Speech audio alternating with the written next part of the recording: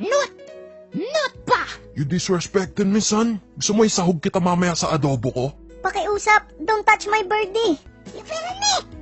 I got you, my nigga. Ikaw ba yung Coach Sarah sa The Voice? Hindi po ako Coach Sarah, tinidor po ako. Maganda ka din naman ah. Talaga? Ikaw palang nagsabi sa akin yan. Naniwala si Gago, puta. Lap trip, men. Pangit mo kaya. Petiks pa kayo dyan. Malapit na yung inuman. May bumili na ba ng Red Horse? Ayaw mag-beer ni Lavinia, hard daw babanatan natin ngayon.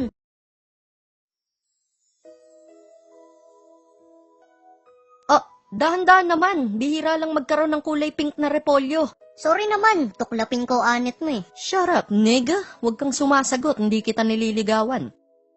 Trivia. Kunyari ako si Kuya Kim. Alam mo ba dating kalbo ako? No way! Talaga, wala akong pakialam. Pero sige, bakit? Nagkaroon ako ng breast cancer. Buti gumanda ka na ngayon. Salamat po. Pero ba't ka nagka-breast cancer? Salamat po.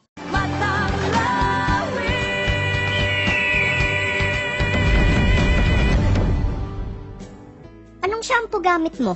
Coconut. Coconut oil? Hindi, coconut milk. Yung mismong gata. Kaya pala nangangamoy Bicol Express dito eh.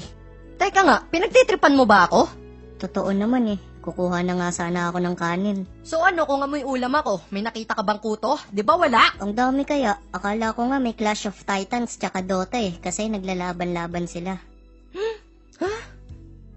Okay lang, yan yung gusto ko, yung pinag-aawayan ako. Langhapin mo to. Kakakalikot ko lang ng kuyukot ko. May Jerbox. At dahil nahalikan mo daliri ko, literal na you kissed my ass, nigga. Napwetan ako sa muka. Mau. Yeah! Sinong tampalasan yung nag-yeah?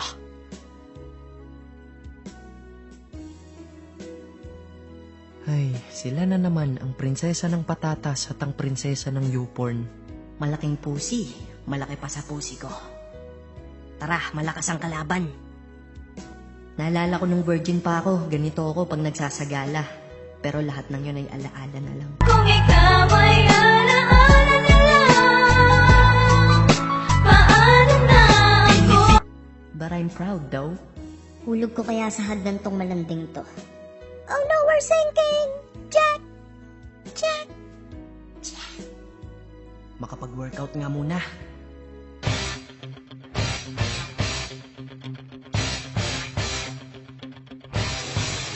Okay mga bata, parating na ang birthday girl. Handa na ba kayo maglaseng? Inuman hanggang magsuka ng bungo.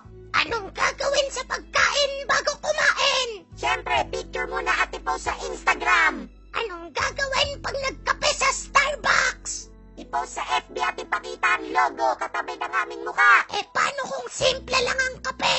Kami lang ang dapat makaalam.